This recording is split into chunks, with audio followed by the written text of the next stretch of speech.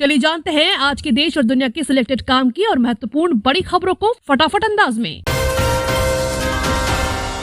PM Modi ने 3 राष्ट्रीय आयुष संस्थानों का किया उद्घाटन, बोले मानववाद के लिए नई उम्मीद बनाए आयुर्वेद। प्रधानमंत्री नरेंद्र मोदी ने कहा कि दुनिया विभिन्न उपचार शैलियों को आजमाकर आयुर्वेद की प्राचीन उपचार पद्धति की ओर लौट रही है। प्रधानमंत्री ने गोवा स्थित अखिल भारतीय आयुर्वेद संस्थान, गाजियाबाद स्थित राष्ट्रीय यूनानी चिकित्सा संस्थान और दिल्ली स्थित राष्ट्रीय होम्योपैथी संस्थान का गोवा से उद्घाटन किया।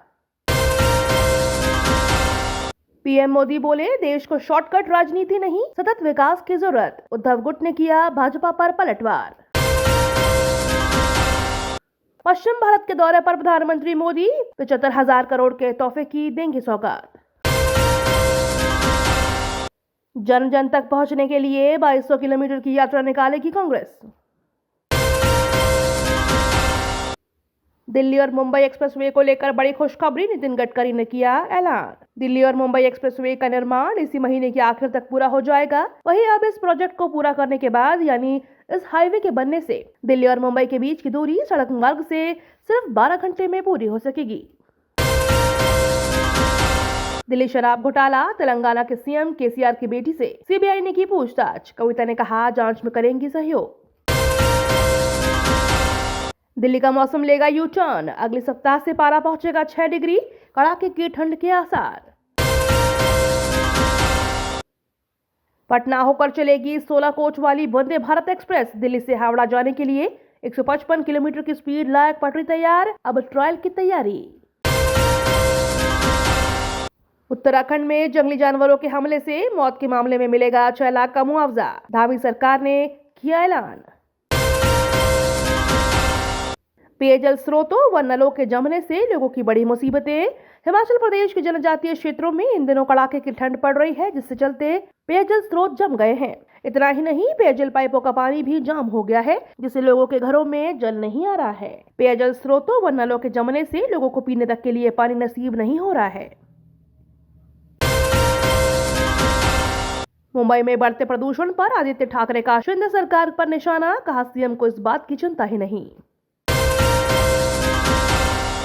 नीतीश कुमार ने 2024 में दिया जीत का मंत्र, बोले अब थर्ड फ्रंट नहीं बल्कि मेन फ्रंट बनेगा। ये थर्ड फ्रंट कहां है? नीतीश ने कहा कि 2024 में थर्ड फ्रंट नहीं होगा बल्कि मेन फ्रंट होगा।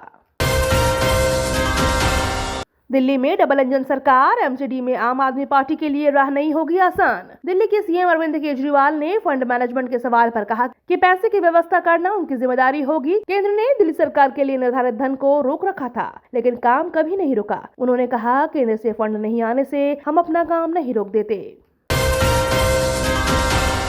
युवाओं के लिए खुशखबरी, 2023 में बिहार पुलिस में 75,000 पदों पर होगी बहाली। गहलोत की संकटकालीन राजधानी के लिए सरकार ने फिर खोली तिजोरी, 17 करोड़ का ऐलान। जैसलमेर जिले के भारत पाक सरहद पर स्थित तनोट माता मंदिर क्षेत्र में पर्यटन विस्तार के लिए बीएसएफ को निःशुल्क भूमि आवंटन को राजस्थान के मुख्यमंत्री अशोक गहलोत ने मंजूरी दे दी है, जिससे अब बीएसएफ द्वारा यहां पर्यटन सुविधाओं में विस्तार के लिए विभिन्न निर्माण कार्य करवाए जाएंगे। चीन ने बनाया अपना नया अंतरिक्ष स्टेशन, अब अमेरिका और रूस जैसी शक्तियों को देगा टक्कर। रूस पर हमले की तैयारी में यूक्रेन, मदद के लिए आगे आया अफ्रीका, देगा घातक हथियार। भारतीय जड़ी बूटियों का मान्य औषधि कोष बना रहा WHO। हजारों फुट ऊंचाई पर हिमालय रेंज में मिलने वाली जड़ी बूटियां जल्द ही वैज्ञानिक तथ्यों के साथ पूरी दुनिया में पहचान बनाएंगी। इसके लिए विश्व स्वास्थ्य संगठन ने हर्बल दवाओं का मान्य औषधि कोष बनाने की प्रक्रिया शुरू की है। इसमें भारत के अलावा चीन, जापान, ताइवान की पारंपरिक चिकित्सा में इस्तेमाल होने वाली औषधियां भी शामिल हैं। यूक्रेन के इंफ्रास्ट्रक्चर और एनर्जी सेक्टर के लिए नॉर्वे देगा $100 मिलियन। रुपए में व्यापार बढ़ाने पर केंद्र सरकार का जोर, ट्रेड बॉडी और बैंकों को दिया निर्देश।